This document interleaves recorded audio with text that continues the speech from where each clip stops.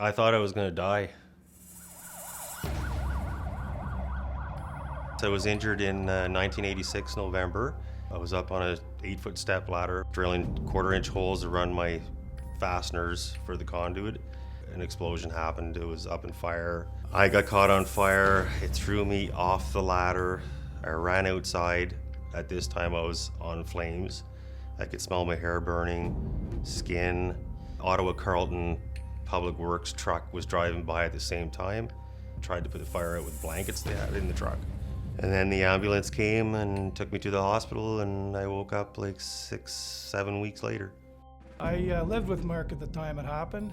I put vitamin E cream and peeled dead skin off Mark's body for months after the accident and watched him go from a registered third-year apprentice full of life and so enthusiastic about his trade to, I almost saw him dying. So the reason this happens is it comes down to some unscrupulous employers wanting to save money over the safety of the worker and the public.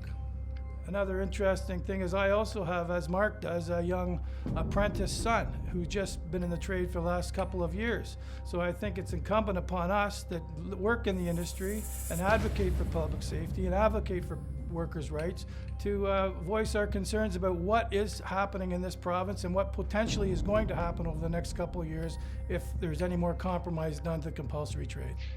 My first experience on a job site was very scary. I did not have any of the proper trainings that I need to work on a lift or any sorts of equipment that I was using.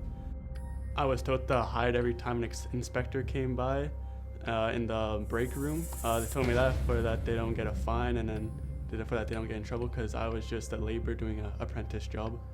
I could have hurt many people, including myself. What made me decide to leave the job was I talked to my teacher, and he told me that everything I was doing was illegal and the wrong thing to do. So as soon as I heard that, I left and I got a job in the union. We've seen it all the time where we go into existing buildings and we are asked to retrofit or renovate certain spaces, and the work that was completed was definitely not following electrical standards. And typically you'll see that when unqualified electricians are used. You could always find things that are less expensive in life, right? But I honestly believe you get what you pay for. And when it comes to electrical, it's not something you want to cut corners on, because the outcome could be loss of life. It could be a fire. It could be many things. And to save a few bucks, I don't think it's worth it.